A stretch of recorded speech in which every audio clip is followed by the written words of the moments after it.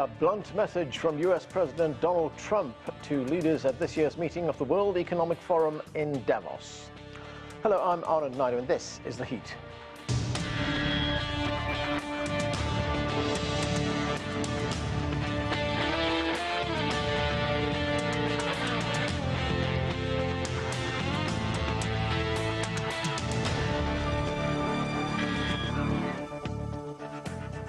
Amid ongoing conflicts, economic challenges and technology advancements, leaders in government and business gathered this week to discuss the best way forward. High on the agenda, economic growth, strengthening global cooperation and safeguarding the planet. CGTN's Jianhua reports on Thursday's featured speaker, US President Donald Trump. Much of the focus today in Davos has been on US President Donald Trump's address, delivered virtually this time. His flurry of executive orders over the past few days had already sparked much discussion here. The speech largely reiterated his domestic and foreign policy priorities. He opened by declaring this as the golden age of America. The US president criticized the previous Biden administration and outlined his efforts to fix the country, highlighting measures such as reducing inflation, deregulation, increasing oil and gas production, strengthening US manufacturing, and securing the southern border. Trump also promised to lower the corporate tax rate to 15% for products made in the US. My message to every business in the world is very simple. Come make your product in America, and we will give you among the lowest taxes of any nation on earth. But if you don't make your product in America, which is your prerogative, then very simply you will have to pay a tariff. On Russia-Ukraine conflict, he expressed a willingness to meet with Vladimir Putin to discuss ending the conflict.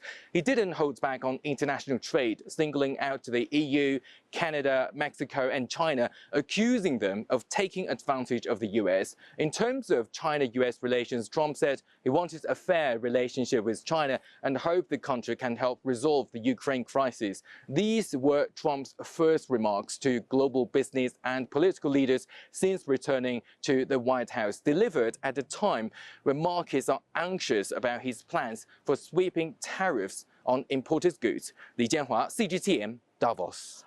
There is much to talk about. Let's get to our panel. Liang is a chair professor in economics at Willamette University. Inaki Martinez Soria is a political and economic strategist. And also with us is Klisman Murati. He's founder of Pareto Economics. Thank you, everyone, for being with us. Klisman Murati, let me start with you. Let's start with those comments that President Trump made about Europe in that virtual address to the World Economic Forum. It was very threatening. He threatened Europe with tariffs if they don't move manufacturing to the United States. Either come here or face tariffs. That was his message. He also said that the United States, in his view, was being unfairly treated by the European Union. So what's ahead? That's the million-dollar question. I think there's two push and pull factors as it relates to the US and the EU relationship. The positive, I suppose, is that Europe is in desperate need of a stable and secure partner for its energy security, and the US is more than willing to supply LNG to Europe over the tenure of Donald Trump's presidency.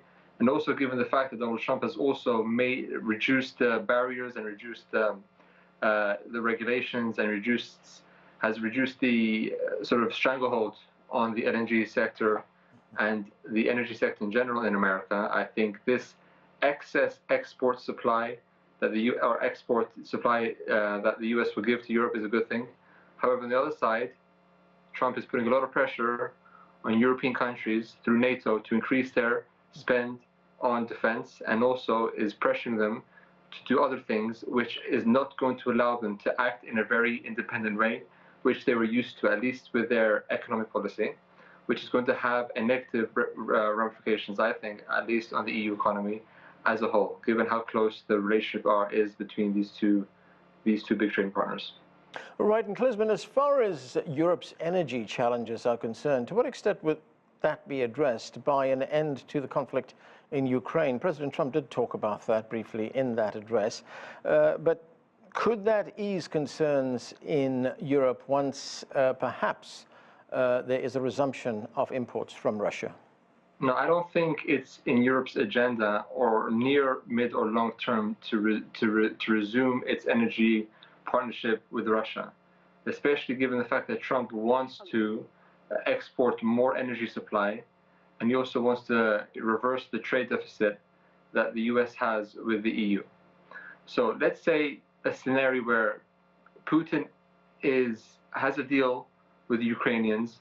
That doesn't mean that Europe's energy, security needs are going to be solved overnight, because Europe has staunchly made many statements and has acted in a way which says that even if a deal were to come to the table, Russia still needs to be punished for their actions, and Russia is going to change its approach to Europe as well, and it won't go back to business as usual, given the political rhetoric against President Putin that EU leaders have put out there into the world. So Europe will continue to need secure energy that will come in the form of LNG from Qatar, lesser extent Australia, much lesser extent, and then to a much fuller extent the United States. Okay, Yang Liang, good to see you. It's been some time. Global trade was top of the agenda at the World Economic Forum in Davos. Here's the WTO Director General, Ngozi Okonjo-Iweala. Let's listen to her. In spite of all the challenges and rising protectionism, our numbers show at the WTO that trade has been largely resilient. 80%, better than the 75% we said before, of world goods trade is taking place on WTO's most favored nation terms, on WTO rules. I think this is something the world needs to preserve. So, Yang Liang, with all these threats of tariffs, the specter of protectionism rising again, what are the risks for global growth? Yeah, good to talk to you again, Anand. So I think the WEF has published, their global risk report, and out of the many risks, one of them is the geopolitical tensions and also economic fragmentation. So I think, the United States has been threatening, Donald Trump has been threatening of tariffs. We just heard him talking about tariffs against the EU, but of course he has also threatened to levy tariffs on China, on Canada, Mexico, BRICS countries, Spain, you name it. So I think this is really a sort of a rising protectionism policy that we see from the United States. And definitely this is going to disrupt trade, which I think very ironically at the WEF, one of the themes is about collaboration during this internet and this intelligent age. And yet I think Donald Trump's sort of the message is very clear: come to invest in the United States or I will tariff you. Also, just make sure that you follow what the United States demand you to do. Otherwise, tariffs will be, imposed. So this is going to disrupt the global supply chain, global trading system. That said, I do think that the rest of the world is going to move on. I think China's Vice Premier Ding Xuexiang has made it very clear, China, for one, will uphold multilateralism and continue to promote economic globalization. China has taken many unilateral measures, for example, lower tariff rates, and also examine the tariff rates of the most underdeveloped countries, the 33 countries. And China has also really worked on many multilateral and bilateral platforms to promote trade, for example, by promoting the RCEP and so on and so forth. So I think, again, the rest of the world is going to move on. And I think Ding Xuexiang also mentioned the global south has been playing a more important role now in the global trading system. They're trading over a quarter, accounting for over a quarter of the global trade. So I think one example of the EU is they are very reliant on the US markets previously, but it doesn't mean that this is the only market they can export their products to. So the point here is to really work with other partners in that global trading system that are interested in expanding, global trade and also investment, rather than really, sort of stay put in some ways, and also I think, in a way, just become a more defeatist kind of mindset, right? That I think global trade is still unformidable. I think there's still a lot of forces to drive it forward. Okay, well, we're happy now to welcome Anthony Chan. He served as chief economist at JPMorgan Chase. Anthony, great to see you. We're talking about this week's gathering in Davos, the annual gathering of the World Economic Forum, particularly President Trump's address virtually to that conference. He was very aggressive in the number of things that we talked about. We talked about his threats to Europe, the fact that he would impose tariffs on European companies if they don't move manufacturing to the United States. He also talked about oil prices. Let's listen to that. With oil prices going down, I'll demand that interest rates drop immediately, and likewise, they should be dropping all over the world. Interest rates should follow us. So oil futures did in fact drop. They did fall after his speech, in which he called on Saudi Arabia, on OPEC actually, to reduce prices of oil. What kind of impact will this have? Well, we know that OPEC has excess capacity, but to the extent that they need to keep the price higher, it's a real challenge to get them to produce more oil, just that the price can come down. By the way, we have a similar challenge in the United States, because if we bring oil prices down to below $50, which obviously is a desired goal, then many of our companies will not be able to make money. So it's very challenging to get either Saudi Arabia or U.S. oil companies to produce oil when it's not economically feasible to do so. We will see if we can get creative, either through tax incentives, subsidies, or things like that. But the goal is very aggressive, and it's not clear that the path will be a straightforward path. One other thing that he talked about, President Trump talked about, Anthony, and that is he wants interest rates to go down. How will they go down? I mean, the Federal Reserve controls those things, and they control it on the levels of inflation that they see. He wants it to go down throughout the world, actually. Well, yes. I mean, that's a challenge in itself, to get the Federal Reserve to lower interest rates, because, in fact, the Federal Reserve is an independent entity, and they're not supposed to sort of take their cues from the president. But there is one point there that certainly makes sense, and that is that if inflation comes down, it's not a question of telling the Federal Reserve to lower rates. The Federal Reserve would lower interest rates on their own. And by the way, the same goes through for the rest of the world. If we get global inflation to come down, not only will the Federal Reserve, but the rest of global central banks would lower interest rates, because nobody wants to keep interest rates high if inflation is coming down. The real issue here is whether you can bring inflation lower. And it has been coming down, but everybody knows that last mile has been challenging. And if somehow that is something that can be accomplished, then yes, the Federal Reserve will lower interest rates, and yes, global central banks will lower rates, but not simply because somebody wants them to do it. It would be because it's justified in doing so. Right.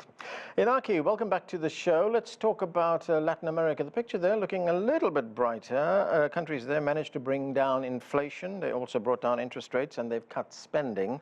And countries are very slowly moving towards transitioning towards green energy. But what do you see as the major challenges for this year? Well, I think Latin America is a very diverse region. So in terms of what the tracks of the country, I think we cannot speak in broad terms. Each specific country is following different paths. Brazil is having a tough time. Recently, it has devalued the real. Argentina, on the other hand, seems to be on the rise. Inflation has lowered. Interest rates have lowered as well. The projections of the IMF are 5% growth for next year. Milei's economic program is sort of becoming a guiding beacon for the world. He's been quoted as an example in places like Europe, usually by opposition politicians, but also in the United States. There's also, as we said, different trends. The issue with the tariffs, the relationship with Mexico, how is it going to play out? I believe that the Trump administration, which has a very ideological conduct, will seek to also implement policies as friendshoring to administrations, to countries, which with it holds a closer ideological understanding. Argentina, in this case, I think could be benefited quite a lot. Of course, Latin America, in terms of investment capacity, runs a little bit behind the rest of the world in terms of investments, as one could say, AI, but also the prospects of cheaper energy, Vaca Muerta Basin in Argentina, again, development of green energies. shines a sort of bright light in that sense, since it's perhaps one of the main drivers for growth and innovation in that area. I believe, again, I repeat, we cannot paint a coherent picture for the whole region, but of course we see some very bright lights in the region and some others that are a little bit darker. Okay, Klisman, let's get back to Europe. According to Statista, the fastest growing economy in Europe last year was Malta. It grew 5%, but the German economy, that's the biggest economy in Europe, contracted 0.2%. That's a contraction 2 years in a row. So what's the outlook for Europe? Well, I don't think it's a good outlook. Europe has been struggling for a long time in finding growth drivers. And that's been an issue that any developed bloc will have. And as a bloc like the EU grows, its regulation starts to grow, its bureaucracy starts to grow, and there's less innovation in a place like this. So the only growth driver that's been found, that's come out, really is the advent of AI. But the issue with AI is that only very few kinds of companies will succeed in its development and its implementation. And the center of AI, as it stands, is the United States, and to an extent also China, right? So the EU is really playing catch up, and it doesn't have any incentive to do this. Policymakers aren't thinking of growth drivers, and the economy is very lackadaisical, and it won't grow really anymore, in my opinion, like it did in its heyday, perhaps in the 20s, 30s, and 40s, right? So Europe is really in a place now where they need to maintain their economies. They can't grow anything. Their people are leaving for other countries. Their population is getting older, and they're going to be stuck in a very hard and harsh position over the next 30 years or so. And 2025 is going to be an even bigger year for Europe, because it has some instances where it needs to get used to a new Trump presidency. Its companies which export into the US have a big questions to ask and to answer. Europe's regional politics are going to be challenged, especially as its demographics change. And perhaps there'll be lesser pressure from Russia, because hopefully the Ukraine-Russia war will be solved, which will give it a chance to breathe. But that doesn't mean its energy security needs will become any less. So it's a very tumultuous picture for Europe, but I don't see a positive outlook for 2025. Anthony Chan, listening to some of the business leaders in Davos, some are very optimistic about global growth this year, but there are concerns over things like economic volatility as well as inflation. This is what the head of the Carlyle Group, David Rubenstein, had to say. Let's listen to him. I think the biggest impediments to growth are, I think, solving, and for the world generally, solving the wars in the Middle East, including resolving some situations with Iran. If you can make progress on the Middle East and you can make progress on Russia, Ukraine, I think you're going to see a lot of economic growth do quite well around the world. So, Anthony, a big focus there by David Rubenstein on these conflicts, which we've seen for the last few years. Gaza for one, Ukraine, the tensions with Iran for another. How do you see it? Well, those geopolitical concerns and tensions are in fact real, and they have had a negative impact. I mean, the Russian and Ukraine conflict certainly boosted food prices. They boosted energy prices to the extent that we see uncertainty with regard to Israel and the Gaza area. That also puts a potential premium on energy prices. So if you remove those things, they certainly will not only lower inflation, but the reduced uncertainty will in fact be a positive for global economic growth. And to some extent that spreads over into the United States. So that level of optimism is real. But one of the things that I was in fact surprised by that in the meeting, and certainly even in the questions today, there were not a lot of questions that talked about some of the negatives like tariffs, talking about things of that nature, and the fact that if we have massive deportations and the impact on the U.S. Labor supply, we know we have a shortage of labor, and we know that much of the undocumented workers are in immigration and in agriculture to some extent, and in construction. And if you sort of get rid of all of those individuals, that would put upward pressure on wages. None of that was discussed very deeply today. So it was a friendly environment. And very briefly, Anthony, talking about the crisis in Gaza as well as the conflict in Ukraine, do you think President Trump will be able this year to bring those conflicts to an end?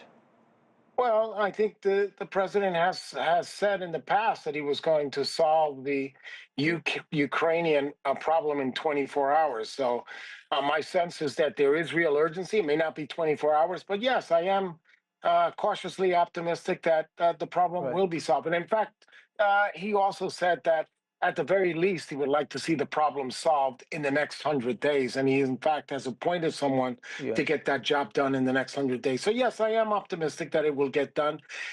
Remember that there is also economic incentive to do that because it's costing the economies a bit of an economic overhang because of these conflict. Okay, Liang, let's talk about the challenge of climate change. On his first day in office, President Trump again withdrew the United States from the Paris Accords. But if we listen to some of the speakers at the Davos conference, Europe and China said that their commitment to the Accords remain as strong as ever. Here is the Chinese Vice Premier Ding Chuexiang talking about it.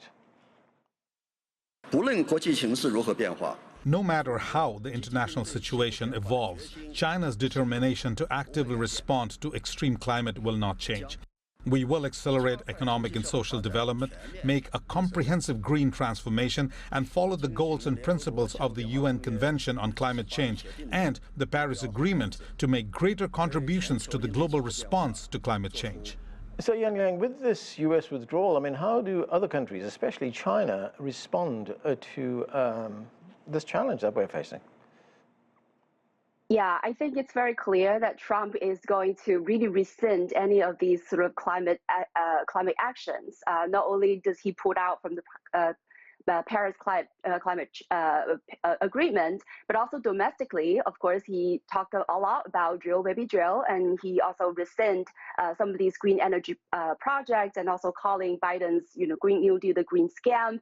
He's going to end EV subsidies and so on and so forth. But I think globally, it's very clear from the WEF that countries are determined to make this transition to the green energies, low carbon economies. And I think this is really the trend in a way that this is not only important to fight climate change, but it also provides new opportunities for economic development. In China, the green economy accounts for 40% of the GDP. So I think China is determined to do this.